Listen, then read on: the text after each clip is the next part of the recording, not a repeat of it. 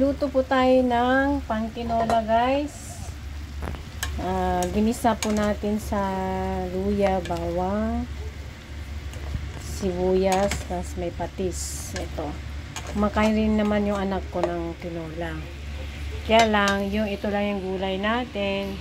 Pero ito, hindi siya talaga pang nilaga itong patatas. Kaya lang, wala tayong magagawa dahil wala tayo sa Pinas. Hindi kompleto yung rekado, pero basta makakain lang ng gulay yung mga anak natin, di ba? Ito pinakamahalaga. Nabili natin guys to nung punta tayo ng probinsya. Nag-road trip lang po tayo guys. So may nakita tayong pang tinola na dahon ng sili. So binili po natin. Tuwan-tuwa tayo. Ayan. Kaya bilisan nating lutuin bago siya masira, di po ba?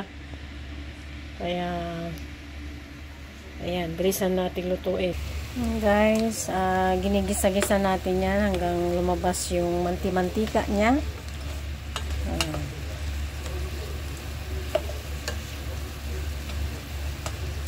Maswerte tayo, may nakita yung dahon ng sili.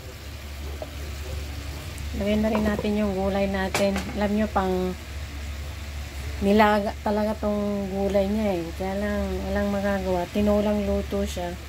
Pero nilaga na ingredients. Yung sili lang, yun, pang tinola talaga yun. Natin guys yung tinola. Ayan. Siguro malambot na yung gulay. Luluto rin tayo ng soup ulit. Saka yakiniku. Ayan, ulam namin. Ito, kalabasa at saka eringgit, mushroom. Yayakinikyo din ako guys. Malaking hiwa ito. Oh. Masarap na karne po ito. Bilili namin sa magkakarne. Puro karne lang tinda.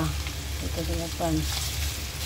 Mga high rank na mga karne, mga tinitinda nila. High rank. Saka miso shiru. Tinola. Kaya ito kainin namin. Lagay na natin guys yung siling dahon. Mabitamina. Dami.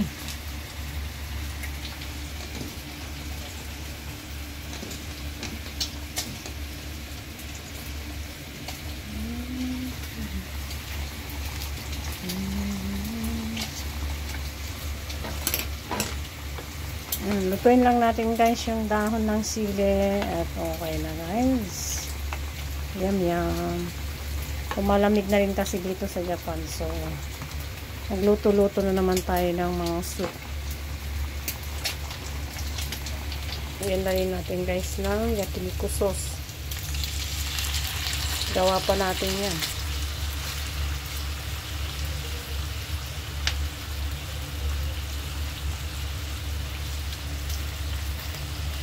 Wala tayong pasok guys, so pagluto tayo ng gusto natin.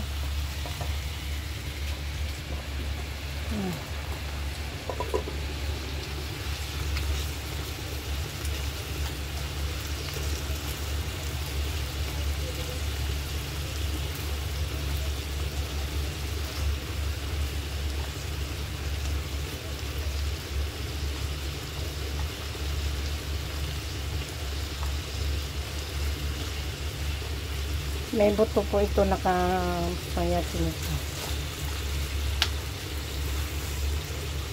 Yan, okay na to guys.